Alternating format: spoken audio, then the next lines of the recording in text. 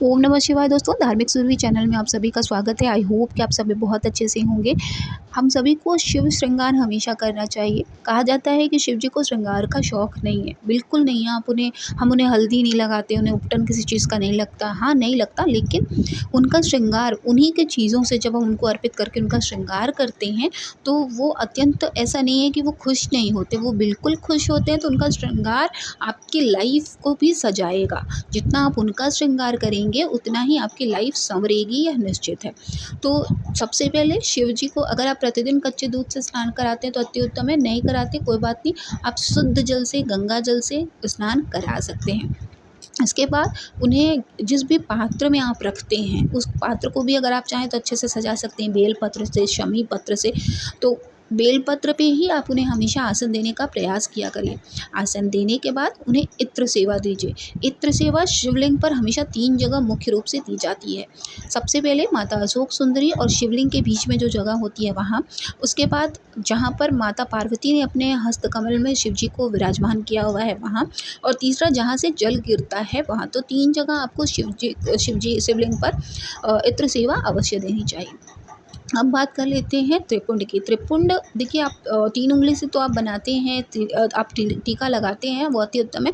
लेकिन आप चाहें तो कभी कभी उन्हें सफ़ेद टीका भी लगा सकते हैं, कभी उन्हें बीच में से लाल टीका भी लगा सकते हैं। इससे भी उनका जो उनकी छवि आती है वो बहुत मनमोहक आती है।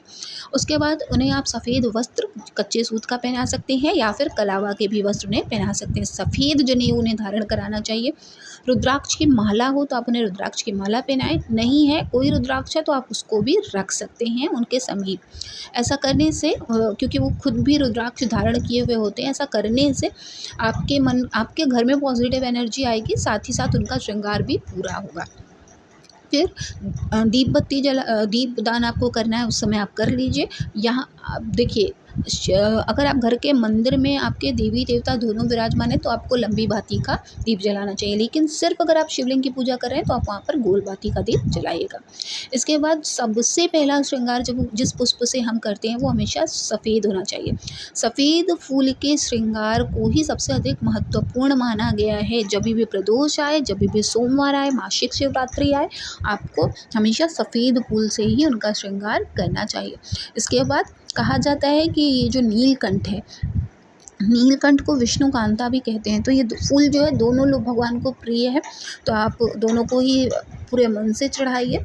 तो शिव जी को सफ़ेद अपराजिता भी आती है, वो भी आप चढ़ा सकते हैं।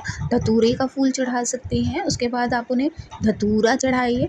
फिर अंतिम में आप उन्हें बेलपत्र चढ़ाएं। बेलपत्र चढ़ाने के बाद अगर उनके जैसे आपने पूरा ढक दिया है, वैसे तो पार्थिव शिवलिंग का जब हम निर्माण करते हैं तो हम उन्हें एकदम अच्छे से श्रृंगार करके कवर कर देते हैं, पूरा ढक देते हैं। लेकिन जब हम अपने घर के मंदिर में शिवलिंग की पूजा करते हैं तो उन्हें हम पूरा ढक कर नहीं रखते, थोड़ा सा उनका चेहरा हमें दिखता हुआ रहना चाहिए। तो बेलपत्र चढ़ाने के बाद आप जो है उसको थोड़ा सा शिफ्ट कर दीजिए चढ़ाने के बाद में, ठीक है। फिर शमी पत्र आपको गणेश जी के भी स्थान पर चढ़ाना होता है, साथ ही साथ शिव जी को भी समर्पित करना होता है। उसके बाद आप जो भी पुष्प, चाहे वो गुलाब हो, गेंदा हो, कमल हो, हर फूल आप उनको आराम से चढ़ा सकते हैं। भोग में अगर आप हाथ से बना हुआ कुछ भी चढ़ाना चाहते हैं तो आप चढ़ा सकते हैं। अन्यथा आप कुछ भी मेवा मखाना भी चढ़ा सकते हैं, कोई फल भी चढ़ा सकते हैं, कुछ भी आप चढ़ा सकते हैं।